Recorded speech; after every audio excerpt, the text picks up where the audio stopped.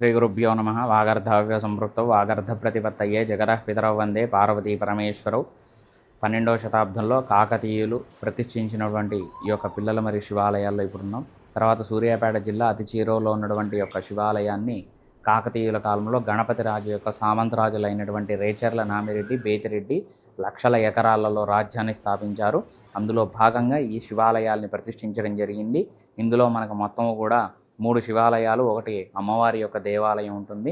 మనకి మొదటిగా శ్రీ మహాదేవ నామేశ్వర స్వామి ఆలయం, తర్వాత శ్రీ కూటేశ్వర స్వామి ఆలయం, తర్వాత మూడవది మనకు రామప్ప ఆలయంలాగా కనిపించేటువంటి శ్రీ ఎరకేశ్వర స్వామి ఆలయం.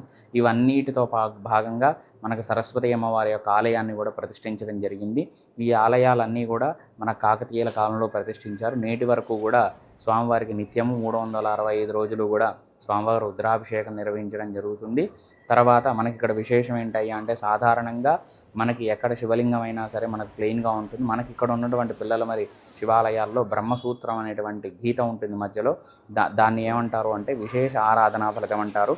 సాధారణంగా మనం మామూలుగా ఉన్నటువంటి ఆలయంలో ఒకసారి అభిషేకం కానీ, దాన ధర్మాలు కానీ, పూజలు కానీ ఒక్కసారి చేస్తే మనకు ఒక్కసారి చేసిన ఫలితమే లభిస్తుంది.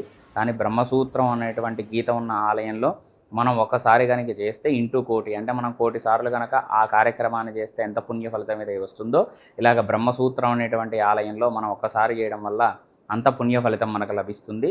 తర్వాత మనకు కార్తీక మాసంలో 1 రోజుల పాటు విశేషమైనటువంటి పూజా కార్యక్రమాలు నిర్వహిస్తాము. శివరాత్రికి 5 రోజులు మనకి ఇక్కడ జాతర నిర్వహించడం జరుగుతుంది. ఒకరోజు అగ్నిగుండాలు, ఒకరోజు రథోత్సవము, ఒకరోజు త్రిశూల స్నానం, ఏకాంత సేవ, ఒకరోజు శివరాత్రి కళ్యాణ మహోత్సవం, ఇలాగా మనకు 5 రోజులు కూడా ఉత్సవాలు నిర్వహించడం జరుగుతుంది. తర్వాత సరస్వతి అమ్మవారికి ప్రతి నెలలో వచ్చేటువంటి మూలా నక్షత్రం రోజు అమ్మవారికి అభిషేకం ఉంటుంది. తర్వాత మనకు అమ్మవారి వెనకాల భాగంలో బ్రహ్మ సరస్వతి ఉంటారు. సాధారణంగా ప్రపంచంలో మనకి సరస్వతి అమ్మవారు ఉంటుంది, కానీ ఇక్కడ మాత్రం బ్రహ్మ సరస్వతి ఇద్దరిని కూడా ఏకశిల మీద చెక్కడం జరిగింది. తర్వాత మనకి ఇంకొక విశేషం ఏంటంటే, ఇక్కడ మనకు నందీశ్వరుడికి ప్రతి నెలలో అమావాస్య ముందు వచ్చేటువంటి త్రయోదశి రోజు అభిషేకం నిర్వహిస్తాము. మనకు అరుణాచలం, శ్రీశైల క్షేత్రాల్లో అర్చకులు అక్కడ విశేషంగా చేస్తారు. ఇక్కడ మాత్రం భక్తుల యొక్క స్వహస్తాలతోనే ఇక్కడ చేయించడం జరుగుతుంది. ఇంత విశేషమైనటువంటి ఆలయాల్ని మీరందరూ కూడా దర్శించి స్వామివారి యొక్క అనుగ్రహానికి పాత్రులు కావాల్సిందిగా కోరుతున్నాం.